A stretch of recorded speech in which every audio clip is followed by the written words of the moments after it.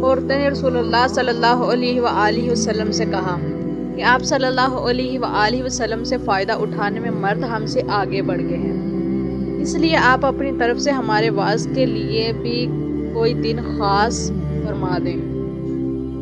تو آپ صلی اللہ علیہ وآلہ وسلم نے ان سے ایک دن کا وعدہ فرما لیا۔ اس دن عورتوں سے آپ نے ملاقات کی اور انہیں واعظ فرمایا اور مناسب احکام سنائے۔ جو کچھ آپ صلی اللہ علیہ وآلہ وسلم نے ان سے فرمایا تھا، اس میں یہ بات بھی تھی کہ جو کوئی عورت تم میں سے اپنے 3 لڑکے آگے بھیج دے گی تو وہ اس کے لیے دوزخ سے پناہ بن جائیں گے۔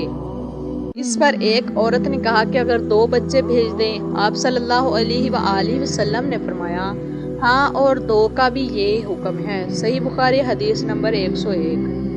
انہوں نے فرمایا کہ ایسے 3 بچے جو اپنی بلوغت کو نہ پہنچے ہوں۔ صحیح بخاری 102۔ رسول اللہ صلی اللہ علیہ وآلہ وسلم کی بیوی عائشہ رضی اللہ تعالیٰ عنہ جب کوئی ایسی باتیں سنتی جس کو سمجھ نہ پاتی تو دوبارہ اس کو معلوم کرتی تاکہ سمجھ لے۔ چنانچہ ایک مرتبہ نبی کریم صلی اللہ علیہ وآلہ وسلم نے فرمایا کہ جس سے حساب لیا گیا اسے عذاب کیا جائے گا۔ عائشہ رضی اللہ تعالیٰ عنہ فرماتی ہیں کہ یہ سن کر میں نے کہا کہ کیا اللہ نے یہ نہیں فرمایا کہ عنقریب اس سے آسان حساب لیا جائے گا؟ رسول اللہ صلی اللہ علیہ وآلہ وسلم نے فرمایا کہ یہ صرف اللہ کے دربار میں پیشی کا ذکر ہے، لیکن جس کے حساب میں جانچ پڑتال کی گئی سمجھو وہ غارت ہو گیا۔ صحیح بخاری حدیث نمبر 103۔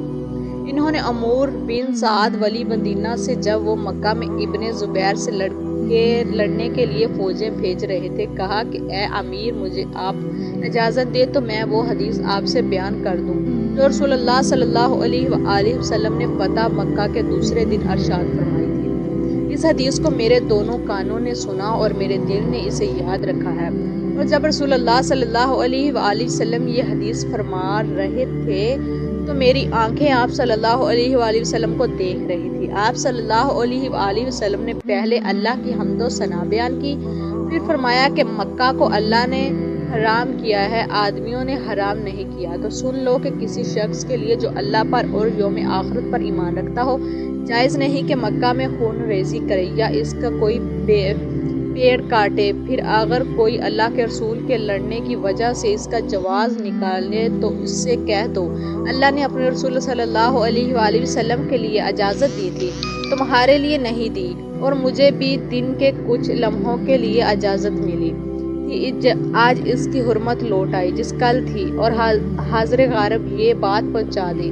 یہ حدیث سننے کے بعد راوی حدیث ابو شریح سے پوچھا گیا کہ آپ کی یہ بات سن کر عمر نے کیا جواب دیا؟ کہا یوں کہ اے ابو شریح، حدیث کو میں تم سے زیادہ جانتا ہوں، مگر حرم مکہ کیسی خطا کار کو یہ خون کر کے اور فتنہ پھیلا کر بھاگ آنے والے کو پناہ نہیں دیتا۔ صحیح بخاری حدیث نمبر 104۔ ایک مرتبہ رسول اللہ صلی اللہ علیہ وآلہ وسلم کا ذکر کیا کہ آپ صلی اللہ علیہ وسلم نے یوں فرمایا تمہارے خون اور تمہارے مال محمد کہتے ہیں کہ میرے خیال میں آپ صلی اللہ علیہ وآلہ وسلم نے وارزاقم کا لفظ بھی فرمایا، یعنی اور تمہاری آبروئیں تم پر حرام ہیں، جیسے طرح تمہارے آج کے دن کی حرمت تمہارے اس مہینے میں سن لو، یہ خبر حاضر غائب کو پہنچا دو۔